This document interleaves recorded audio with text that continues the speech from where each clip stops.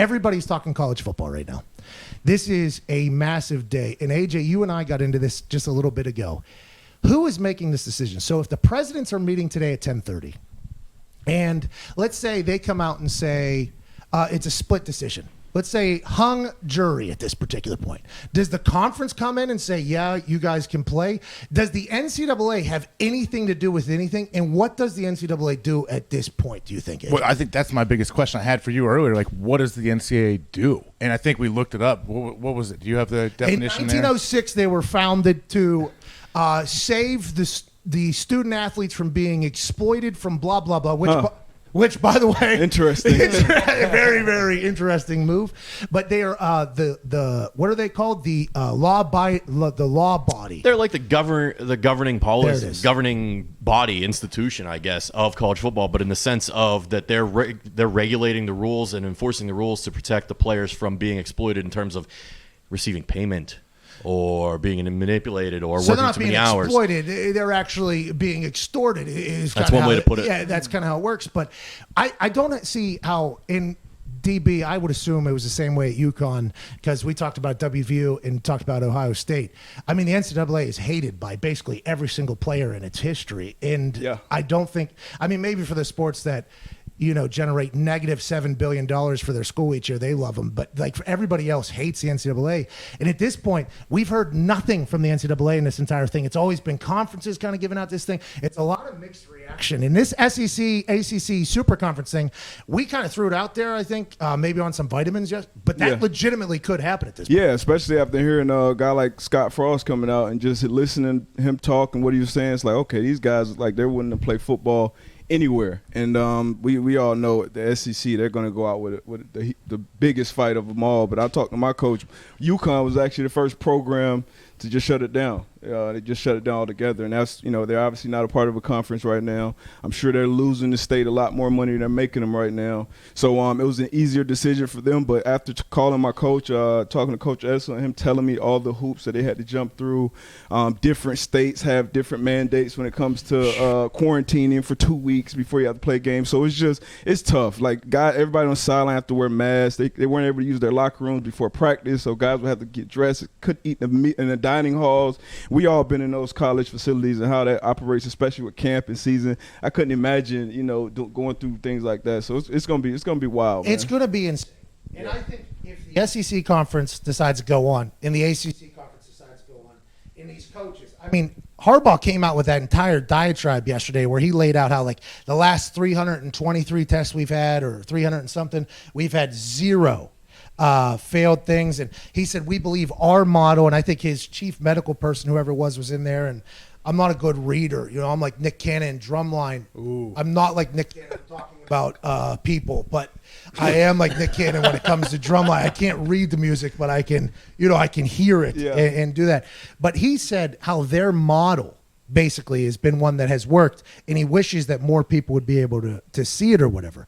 I'm not 100% sure what that means, but I would assume that in that Big Ten president meeting, it's happening in I don't know what time it is. 10:30. In like 22 minutes right now. I would assume that the Michigans, the Ohio States, the Nebraskas, the Iowas, the Penn States, the teams that it seemed like want to play. Now, granted, Michigan's president never came out and said they wanted to play. I believe that is a doctor there. I believe there's going to be a lot of people pushing for, hey, this is how this is going to work. Or they're just going to say, hey, people are going to get it, and we're just going to keep playing. If they want to sign a waiver, let's continue to do it. There is so many different ways that this thing could go, and I don't think anybody has a clue. Well, who makes the final decision? That's what I want to know. The presidents of Ohio or for the Big Ten met, right? Well, that's how Ohio State feels, by the way, and that's the problem. Yeah, okay, well, good. Yeah, well, Ohio State feels as if they are the Big Ten. Ten. But are the presidents the ones that should be making the decision? Like, should the ADs have a say in these meetings? Like, I don't know, who makes the final call? So I've been saying since the beginning that the reason why the NFL will happen and the reason why college football won't happen, and I didn't want to say I was doom and gloom because we went after Herb Street, March 27th for being a negative Nance about this entire thing. Turns out he was right. But I've been saying that the people that will be making the decision for college football aren't necessarily football people, right? So these are the presidents, the doctors, the campus, the this, the that. People that, I don't want to say hate football, because that would be quite a broad generalization, but there was a war on football by some of the people that are in the same professions, the people that are going to be making the decisions here on whether or not football should happen. But there's also a massive financial loss that has to happen. And if the president's will make a decision, the athletic director will make a decision, maybe it's the commissioner, and the Big Ten commissioner just got hired in January. This guy's got no shot against this thing. And I forget who said it too. I think it was some woman, but she said these football teams are at the mercy of the campus and the school's actual rules and guidelines, because they have to look out for the students just as much as they do for the athletes. Robin, the Ivy League. Yes. I forget her last name. Somebody should probably look that up. If we had a computer near us, we'd be able to do that. But we are running on hilarious Wi-Fi right now. Nobody's allowed on the Wi-Fi. Oh, wow. D-Butt, turn your Wi-Fi off. Should have told me that. Yeah, turn your Wi-Fi off. But Robin, she was like... Robin Harris, because the Ivy League, they did this like a month ago. They were like, listen, we're not even going to have this. Yeah. And she came out and explained, and I think she was on Golick and Wingo with Fitzmagic and Golick Jr. They were talking. And she said that she's just following the rules of each campus and then trying to figure out whether or not sports were possible within those rules. So I think like on the Ivy League thing, there was like a couple of places that are like only 20 people allowed in a room, only a certain amount of students allowed on campus. And I guess the football players potentially fall down on the precedent level of who should be on campus if there's only a certain amount of people on campus. But there's a lot of that stuff. So I assume presidents are doing a lot of that, like what's happening on the campuses. And if you think about the SEC, there's been a lot of governors that have come out and said, hey, down in the SEC country, they say, hey, let's play football. You've got a lot of people that have come out and say, hey, let's play football. So I think it's going to be, I honestly believe there is a chance that we have this Southern potential power football thing going on with the potential to pluck some teams down there. And then what happens to the conference realignments forever?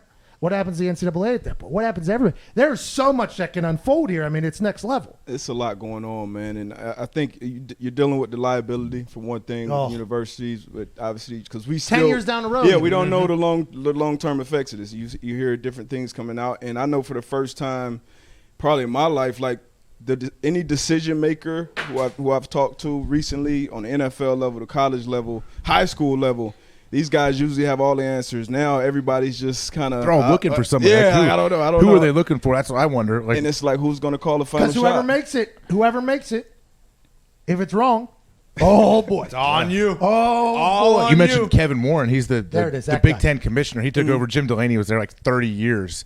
And This Kevin guy's Warren got no shot. Well, guess what? He took over the job in January. The COVID hit, everything shut down March, like early March. He's Good got luck, no buddy. shot, like dude. I know they've been kind of. He's got no chance. They give him a lot of credit, I guess, early on in this. Now he's catching some heat because the Big Ten thinks like, why do we? They feel like the Big Ten is trying to bully the rest of the Power Five into shutting down. And if they announced the first time that, hey, where are the guys going down? But now it looks like they might just hopefully delay it till September 26th, like the SEC. There's been a lot of talk. Herb Street said that the goal of the entire Big Ten is to delay, not cancel or suspend.